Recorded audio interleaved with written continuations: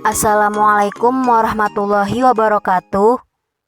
Yang terhormat dosen pengajar fonologi Bapak Irwan Siagian MPD. Perkenalkan, nama saya Qoriulun Nuha Putri Hadi, NPM 2019-21-500-590, Prodi Pendidikan Bahasa Indonesia Universitas Indraprasta PGRI. Saya akan menjelaskan materi tentang bunyi konsonan. Menurut Abdul Khair, konsonan yaitu bunyi bahasa yang diproduksi dengan cara setelah arus ujar yang keluar dari glotis, lalu mendapat hambatan pada alat-alat ucap tertentu di rongga mulut dan rongga hidung. Bunyi konsonan dapat diklarifikasikan berdasarkan pertama, tempat artikulasi, kedua, cara artikulasi, ketiga, bergetar tidaknya pita suara, keempat, struktur. Pertama, tempat artikulasi, yaitu tempat terjadinya bunyi konsonan atau tempat bertemunya artikulator aktif dan artikulator pasif. Tempat artikulasinya disebut juga titik artikulasi. Contoh, huruf P terjadi pada kedua belah bibir, bibir atas dan bibir bawah, sehingga tempat artikulasinya disebut bilabial. Kedua, cara artikulasi, yaitu bagaimana tindakan atau perlakuan terhadap arus udara yang baru keluar dari glotis dalam menghasilkan bunyi konsonan itu. Contoh, bunyi huruf H dihasilkan dengan cara arus udara digesekkan di laring tempat artikulasi. Bunyi huruf H disebut frikatif. Ketiga, bergetar tidaknya pita suara, yaitu jika pita suara dalam proses pembunyian itu turut bergetar atau tidak. Bila pita suara itu bergetar, maka disebut bunyi bersuara. Jika pita suara tidak bergetar, maka disebut bunyi tak bersuara. Dan bergetarnya pita suara karena celah pita suara terbuka sedikit, dan tidak bergetarnya pita suara karena glotis terbuka agak lebar. Keempat, struktur, yaitu hubungan posisi antara artikulator aktif dan artikulator pasif. Contoh, bunyi huruf P, hubungan artikulator aktif dan artikulator pasif, mula-mula rapat lalu secara tiba-tiba dilepas. Selanjutnya, pembentukan daerah artikulasi dalam bunyi konsonan. Pertama, konsonan bilabial, kedua, konsonan labiodental, ketiga, konsonan apikodental, keempat, konsonan apikoalveolar, kelima, konsonan palatal dan laminopalatal, keenam, konsonan velar atau dorsovelar, ketujuh, konsonan glotal atau hamzah, kedelapan, konsonan laringal. Baik, saya akan menjelaskan masing-masing dari kedelapan tersebut. Pertama, konsonan bilabial, yaitu konsonan yang dihasilkan dengan mempertemukan kedua belah pihak yang bersama-sama bertindak sebagai artikulator dan titik artikulasi. Bunyi yang dihasilkan ialah huruf P, B, M, dan W. Kedua, konsonan labiodental, yaitu konsonan yang dihasilkan dengan mempertemukan gigi atas sebagai titik artikulasi dan bibir bawah sebagai artikulator. Bunyi yang dihasilkan huruf F dan V. Ketiga, konsonan apikodental, yaitu konsonan yang dihasilkan dengan ujung lidah yang bertindak sebagai artikulator dan daerah gigi sebagai titik artikulasi. Bunyi yang dihasilkan huruf T, D, dan N. Keempat, konsonan apikoalveolar, yaitu konsonan yang dihasilkan oleh ujung lidah sebagai artikulator dan lengkung kaki gigi sebagai titik artikulasi. Bunyi yang dihasilkan huruf S, Z, R, dan L.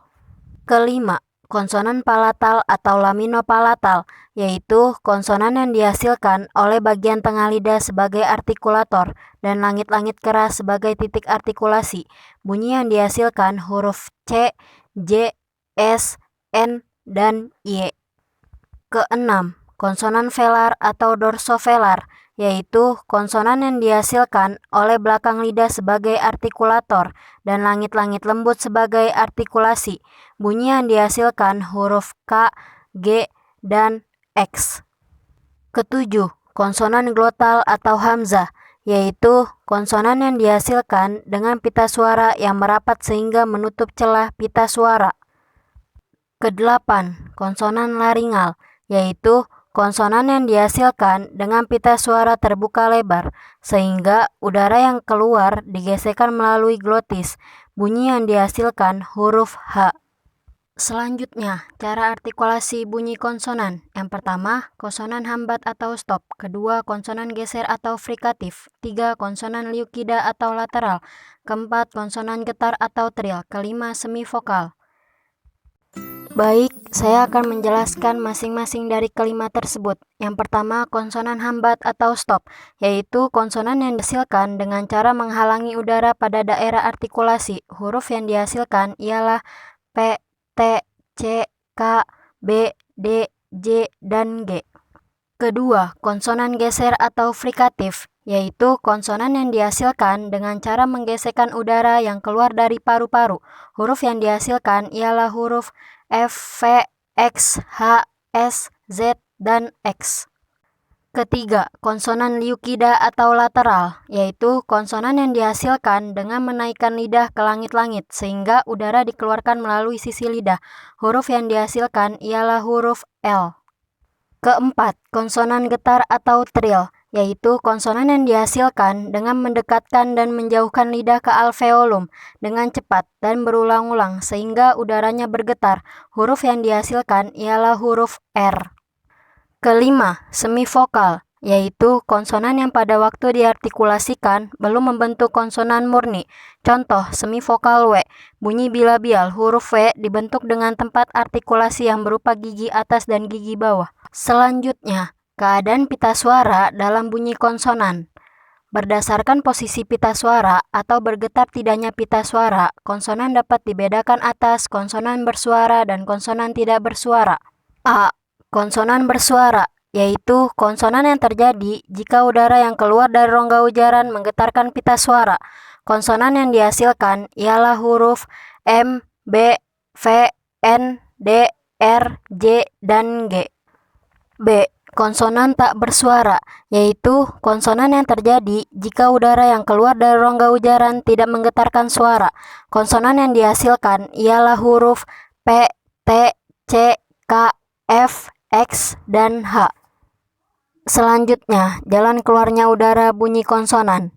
Berdasarkan jalan keluarnya udara dari rongga ujaran, konsonan dapat dibedakan atas konsonan oral dan konsonan nasal. A. Bunyi nasal, yaitu bunyi yang dihasilkan dengan menutup arus udara keluar melalui rongga mulut dan membuka jalan agar arus udara dapat keluar melalui rongga hidung. Contoh, huruf B dan huruf D. B. Bunyi oral, yaitu bunyi yang dihasilkan dengan jalan mengangkat tekak mendekati langit-langit lunak untuk menutupi rongga hidung sehingga arus udara keluar melalui mulut. Contoh, huruf M dan huruf N.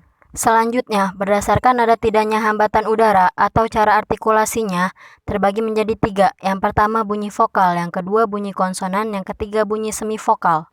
Pertama, bunyi vokal, yaitu bunyi yang dihasilkan dengan udara tanpa hambatan. Contoh, huruf A, I, U, E, O.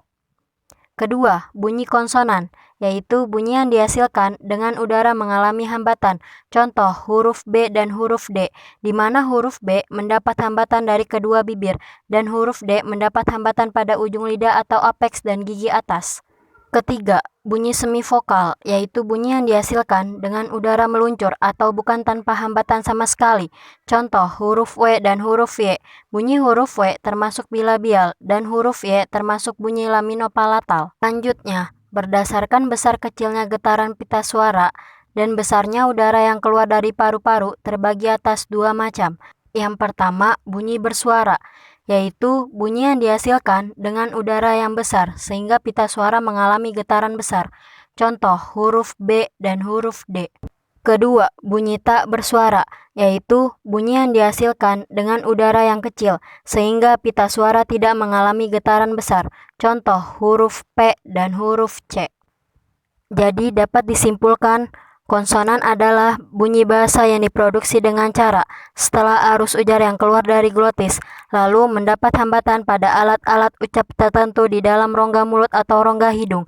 Sesuai artikulasinya, konsonan dalam bahasa Indonesia dapat dikategorikan berdasarkan yakni 1. Keadaan pita suara, 2. Daerah artikulasinya, 3. Cara artikulasinya.